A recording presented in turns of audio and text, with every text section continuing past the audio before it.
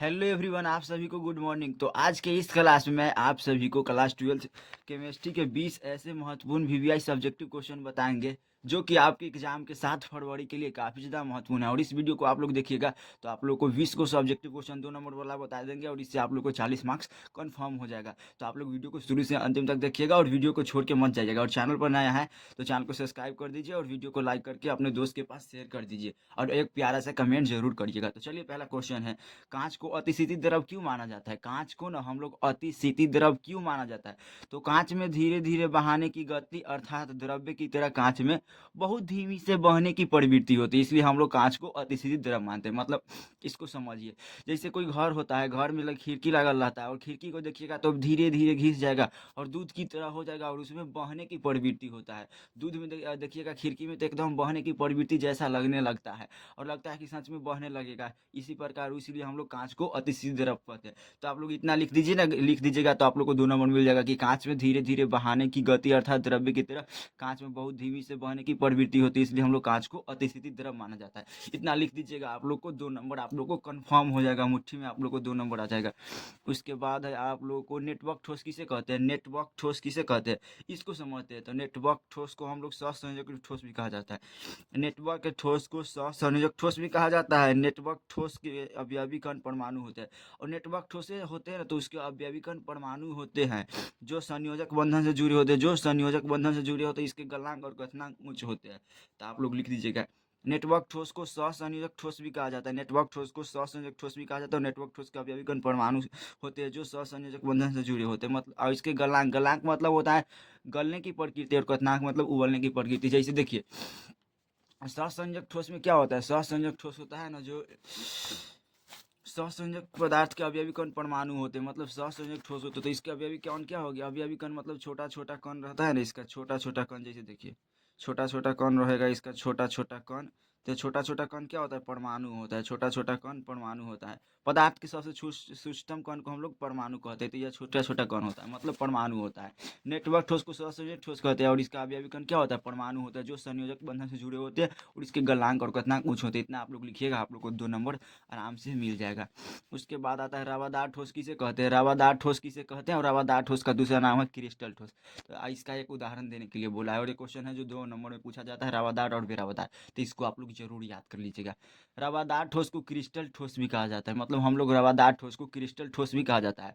वे पदार्थ जिसकी एक निश्चित ज्यामितीय आकृति होती है, जिसे तोड़ने पर एक निश्चित आकार प्राप्त होता है, उसे रवादार ठोस कहते हैं। जैसे भी देखिए, NaCl के NO3, NaCl का मतलब sodium chloride, potassium nitrate, quartz और Cu कॉपर इत्यादि। तो आप लोग देखिए रवादार ठोस, जैसे समझिए कि जैसे NaCl के एग्जाम्पल से देखते हैं।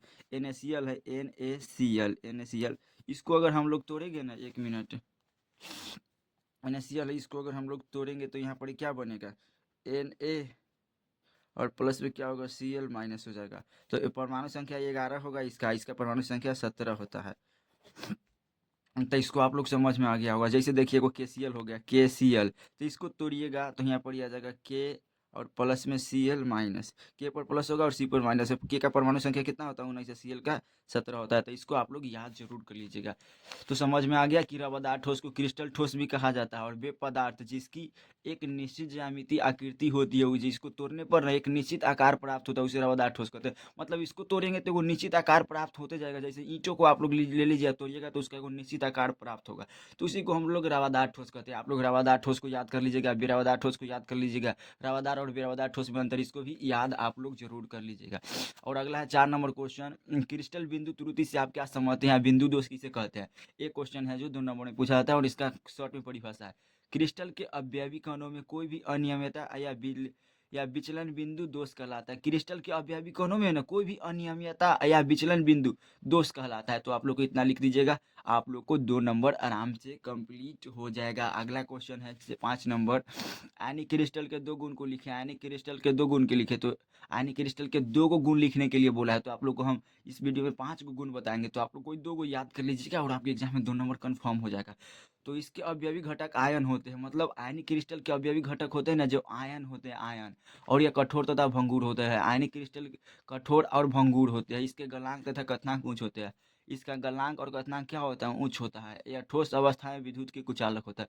यह ठोस अवस्था में विद्युत का कुचालक होता है, मतलब अवयविक आयनिक क्रिस्टल अगर ठोस अवस्था में रहेगा तो विद्युत का कुचालक होगा, मतलब उसे विद्युत धारा प्रवाहित न होगा। और विलयन में विद्युत के कुचालक, और यह द्रव में रहेगा ना, यानी विलयन में, जिससे विद्युत धारा प्रवाहित होता है। तो आप लोग को समझ में आ गया आयनिक क्रिस्टल के गुण। तो दो को लिख दीजिएगा आप लोग, किसके अवयवी घटक आयन होते हैं और कठोर तथा भंगुर होता है। ये दो को आप लोग लिख दीजिएगा तो आप लोग को 2 नंबर मिल जाएगा। नहीं तो आप लोग इसको याद कर लीजिएगा, इसके गलनांक और कथनांक उच्च होते हैं, मतलब गलनांक मतलब गलने की प्रकृति और कथनांक मतलब उबलने की प्रकृति होता है। यह ठोस अवस्था में विद्युत के कुचालक होते हैं, मतलब आयनिक क्रिस्टल होते हैं ना, अगर ठोस अवस्था में रहेंगे तो इससे विद्युत धारा प्रवाहित नहीं होता है, कुचालक होते हैं। और विलयन में विद्युत के सुचालक होते हैं, और जैसे ही विलयन में रहेंगे तो विद्युत के कुचालक होते हैं। इतना लिखिएगा, आप लोग को 2 नंबर आराम से मिल जाएगा और आप लोग को कोई दिक्कत नहीं हुआ होगा, आप लोग को आराम से समझ में आ गया होगा। तो आप लोग को पांचों समझ में आ गया, नहीं समझ में आ रहा है तो आप लोग कमेंट करते बताइएगा। अगला क्वेश्चन 5 नंबर देखिए। 6 नंबर, अनुसंख्यक गुणधर्म क्या है? अनुसंख्यक गुणधर्म क्या है, उदाहरण दे। तो अनुसंख्यक गुणधर्म वे गुणधर्म है जो विलयन में उपस्थित विलय के कणों की संख्या पर निर्भर करता है। मतलब अनुसंख्यक गुणधर्म होता है ना, जो वह गुणधर्म होता है जो विलयन में उपस्थित रहता है ना, उसके कण पर निर्भर करता है। मान लीजिए यहाँ पर विलयन है, 1 मिनट के लिए आप लोग देख लीजिए। यहाँ पर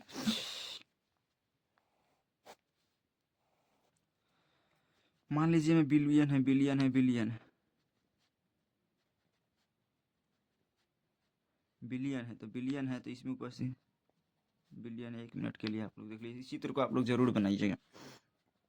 अनुसंख्यक गुणधर्म ना वह गुणधर्म होता है जो बिलियन में उपस्थित, ये बिलियन है ना तो इसमें उपस्थित, बिलियन में उपस्थित, बिलियन में उपस्थित, बिलियन में उपस्थित इसके कणों पर निर्भर करता है। इसके कण होता है ना, कणों की संख्या, कणों की संख्या, कणों की संख्या होता है, इसी पर निर्भर करता है। तो आप लोग को समझ में आ गया होगा, बिलियन उपस्थित विलय की कणों की संख्या पर निर्भर करता है। इसे जो होता है इसे क्या है, कण है, कण है, कण, तो इसी पर निर्भर करता है। इतना आप लोग लिखिएगा, 2 नंबर मिल जाएगा। तो अनुसंख्यक गुणधर्म वे गुणधर्म है जो विलयन में उपस्थित विलय की कणों की संख्या पर निर्भर करता है, न कि उसकी प्रकृति पर, न कि इसका प्रकृति पर निर्भर नहीं करता कि कैसा है। उसके बाद विलयन के अनुसंख्यक गुणधर्म 4 प्रकार के होते हैं। विलयन के अनुसंख्यक गुणधर्म 4 प्रकार के होते हैं। क्वथनांक में उन्नयन, हिमांक में अवनमन, वाष्प दाब में अवनमन और प्रासरण दाब। तो आप लोग इसको भी याद कर लीजिएगा, क्वथनांक में उन्नयन, हिमांक में अवनमन और प्रासरण दाब, ये तीनों याद कर लीजिएगा। 3 को में से आपके एग्जाम में एगो आ जाएगा। तो आप लोग को 6 को क्वेश्चन समझा दिए और आप लोग को बेहतर तरीका से समझ में आ गया होगा। चलिए अब 7 नंबर क्वेश्चन है, संप्रसारी घोल किसे कहते हैं? संप्रसारी घोल आ जाएगा यहाँ, संप्रसारी विलयन भी आ सकता है। तो आप लोग घबराइएगा नहीं, एग्जाम के अंदर यहाँ पर संप्रसारी घोल है ना, तो संप्रसारी की जगह यहाँ पर विलयन भी दे सकता है। तो उसको दोनों का आंसर एक लिखना है। वैसा 2 विलयन जिसका प्रासरणी दाब समान हो संप्रसारी विलयन कहलाता है, पाई 1 और पाई 2। जैसे देखिए 2 गो विलयन है, आप लोग को हम समझाते हैं अभी, 1 मिनट आप लोग देखिए।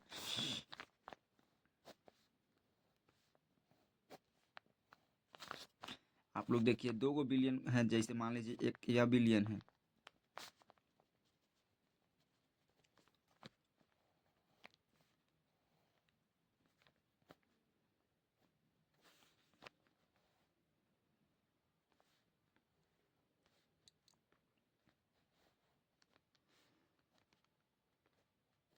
मतलब वैसा 2 बिलियन जिसका प्रासरणी दाब, मतलब इसका भी पाई वन बराबर क्या होगा, पाई 2, मतलब वैसा 2 बिलियन जिसका प्रासरणी दाब, यह जो इसका क्या है, प्रासरणी दाब है, प्रासरणी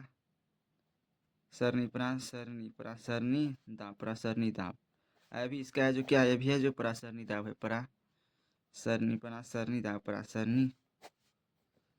प्रासरणी दाब। तो वैसे 2 बिलियन जिसका प्रासरणी दाब क्या हो, समान हो, वैसा 2 बिलियन जिसका प्रासरणी दाब समान हो, मतलब वैसा 2 गो बिलियन जिसका दोनों का प्रासरणी दाब क्या हो, समान हो, तो उसको हम लोग प्रासरण दाब कहते हैं। उसको हम लोग क्या कहते हैं, उसको हम लोग संप्रसारी घोल कहते हैं, संप्रसारी घोल कहते हैं।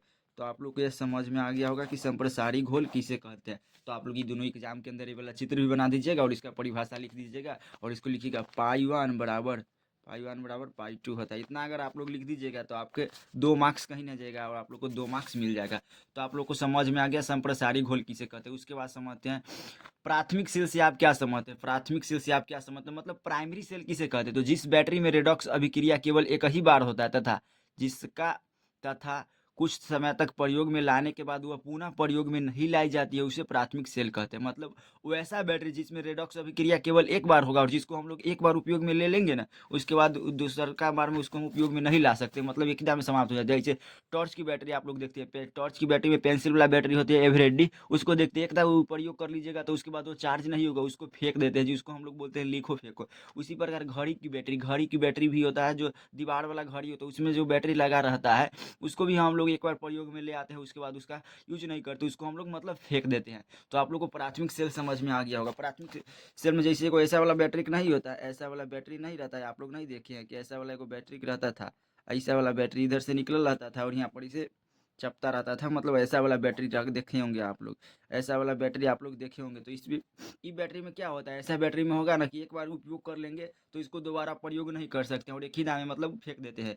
तो आप लोग को प्राथमिक सेल्स बढ़िया से समझ में आ गया हो कि जिस बैटरी में रेडॉक्स अभिक्रिया केवल एक ही बार होता था, कुछ समय तक प्रयोग में लाने के बाद वह पुनः निष्क्रिय प्रयोग में नहीं लाई जाती है, उसे प्राथमिक सेल कहा जाता है। जैसे टॉर्च की बैटरी और घड़ी की बैटरी, तो ये हो गया। तो आप लोग को समझ में आ गया होगा। अगला है 9 नंबर क्वेश्चन, प्रबल और दुर्बल विद्युत अपघट्य क्या है, एक एक उदाहरण दे। प्रबल और दुर्बल विद्युत अपघट्य क्या है, एक एक उदाहरण दे। तो आप लोग चल पहले समझते हैं प्रबल विद्युत अपघट्य क्या है। प्रबल विद्युत अपघट्य तो वैसे पदार्थ जो विलयन में पूर्णतः आयनित हो जाते हैं उसे प्रबल विद्युत अपघट्य कहते हैं। मतलब वैसा पदार्थ जो विलयन में ना पूर्णतः आयनित हो जाता है। जैसे देखिए एगो विलियन है, जैसे ये वाला विलियन है, तो इसमें देखिए इसमें वैसा पदार्थ जो विलयन में पूर्णतः आयनित हो जाता है। जैसे देखिए NaCl, NaCl को हम लोग घोलेंगे तो यहाँ पर ही एगो कैथोड बन जाएगा, यहाँ पर Na आ जाएगा प्लस में, यहाँ पर Cl में माइनस आ जाएगा। तो वैसा पदार्थ जो विलयन में पूर्णतः आयनित हो जाते हैं, पूर्णतः मतलब पूरा तरह से घुल जाते हैं, तो उसको हम लोग क्या बोलते हैं, उसको हम लोग प्रबल विद्युत अपघट्य कहते हैं। तो प्रबल विद्युत अपघट्य का परिभाषा है वैसा, प्रबल विद्युत अपघट्य का परिभाषा वैसा पदार्थ जो विलयन में पूर्णतः आयनित हो जाते हैं, प्रबल विद्युत अपघट्य कहलाते हैं। एग्जाम्पल में NaCl मतलब सोडियम क्लोराइड, पोटेशियम क्लोराइड, उसके बाद सोडियम नाइट्रेट, यहाँ पर 3 होगा, सोडियम पोटेशियम नाइट्रेट यहाँ पर 3 होगा इत्यादि। तो इतना लिख दीजिएगा आप लोग। उसके बाद आता है दुर्बल विद्युत अपघट्य क्या, दुर्बल विद्युत अपघट्य।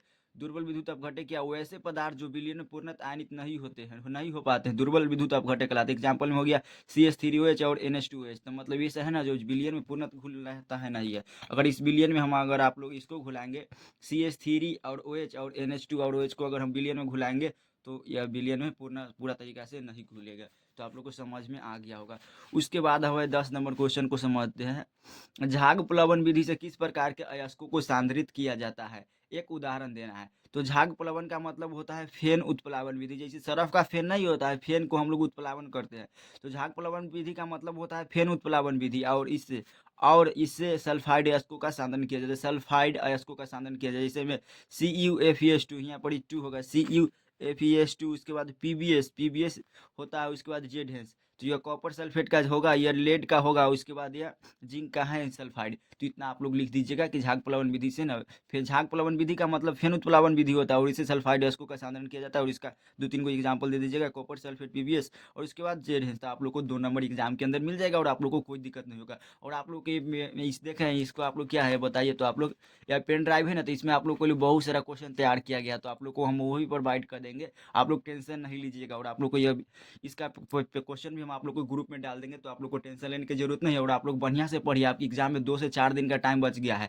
तो आप लोग बढ़िया से बढ़िया रिवीजन करिए और आप लोग को हम रिवीजन क्लास लाते रहेंगे। और आप लोग वीडियो को लाइक कर दीजिए, चैनल को सब्सक्राइब कर दीजिए और आपके जितना भी दोस्त है उनके पास वीडियो को शेयर एक बार आप लोग जरूर करिए। चलिए अब समझते हैं 11 नंबर क्वेश्चन। कॉपर के 2 मुख्य अयस्कों के नाम लिखे। मतलब कॉपर है ना, तो उसका 2 गो मुख्य अयस्क के नाम लिखने के लिए बोला है। तो कॉपर के 2 गो मुख्य अयस्क, पहला है कॉपर पायराइट, कॉपर पायराइट और सेकेंड नंबर मालाकाइट। तो कॉपर पायराइट का सूत्र होता है CuFeS2 होता है और मालाकाइट का फॉर्मूला होता है Cu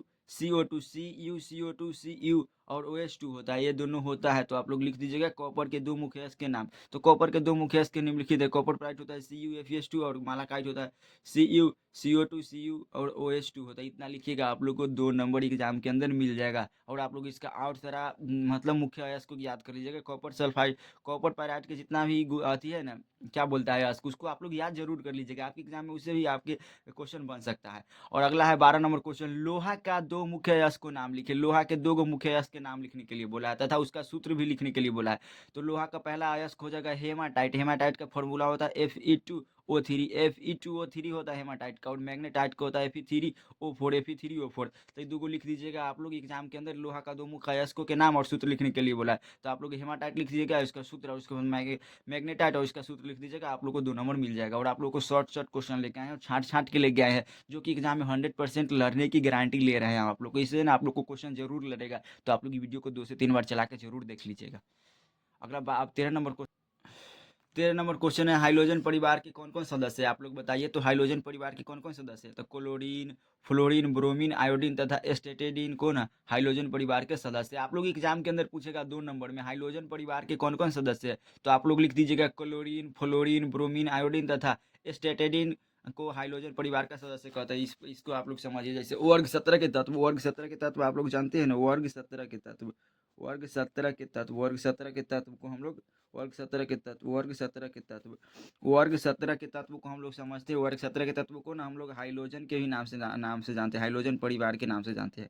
वर्ग 17 के तत्व को हम लोग हाइड्रोजन परिवार के नाम से जानते हैं, हाइड्रोजन परिवार के नाम से जानते हैं। तो इसको आप लोग याद कर लीजिएगा। और इसमें कौन कौन आता है, क्लोरीन, फ्लोरीन, ब्रोमीन, आयोडीन तथा एस्टेटिडीन, ये तीनों आता है। तो इसको आप लोग याद कर लीजिएगा, आप लोग को समझ में आ गया होगा। और उसके बाद आपकी एग्जाम में पूछेगा उसके बाद वर्ग 16 के तत्व को हम लोग क्या कहते हैं, वर्ग 16 के तत्व को हम लोग कहते हैं कैल्कोजन कहते हैं।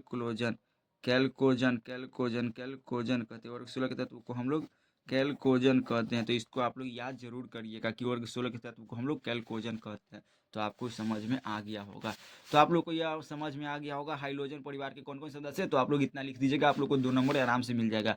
और 14 नंबर क्वेश्चन है, पैरासीटामोल और टिक्चर आयोडीन का उपयोग बताइए। तो पैरासीटामोल और टिक्चर आयोडीन का उपयोग, तो पैरासीटामोल का उपयोग हम लोग ज्वरनाशक में करते हैं, पैरासीटामोल का उपयोग ज्वरनाशक में किया जाता है। और टिक्चर आयोडीन का उपयोग प्रतिरोधी के रूप में किया जाता है, पूर्तिरोधी के रूप में किया जाता है। ये 2 लाइन लिख दीजिएगा, आप लोग को 2 नंबर मिल जाएगा। पहला पूछा है पैरासीटा और टिक्चर आयोडीन का उपयोग, तो पैरासीटामोल का उपयोग होता है ज्वरनाशक में और आयोडीन का उपयोग होता है पूर्तिरोधी में। 2 को लिख दीजिएगा, 2 नंबर आपके एग्जाम में पूछ देगा। और आप लोग को अगला क्वेश्चन है, निम्नलिखित का इलेक्ट्रॉनिक विन्यास करें। तो आप लोग को इलेक्ट्रॉनिक विन्यास करने के लिए एग्जाम से पहले आप लोग बेहतर तरीका से सीख जाइएगा। आप लोग को बढ़िया से इलेक्ट्रॉनिक विन्यास करने आना चाहिए, क्योंकि एग्जाम के अंदर कोई भी क्वेश्चन पूछ सकता है। तो आप लोग इलेक्ट्रॉनिक विन्यास को जरूर सीख जाइएगा, इलेक्ट्रॉनिक विन्यास निकालने के लिए आप लोग सीख जाइएगा। देखिए, निम्नलिखित तत्वों का इलेक्ट्रॉनिक विन्यास निकालें। वेनेडियम का परमाणु संख्या कितना है, 23 है। वेनेडियम का परमाणु संख्या 23 है। तो इसको आप लोग समझिए, 1s2, 2s2, 2p6, 3s2, 3p6, उसके बाद 4s2 और 3d हो गया। तो आप लोग इतना लिख दीजिएगा, वेनेडियम का परमाणु संख्या 23 है और इसका इलेक्ट्रॉनिक विन्यास जैसे देखिए 2 2 2 4 हो गया।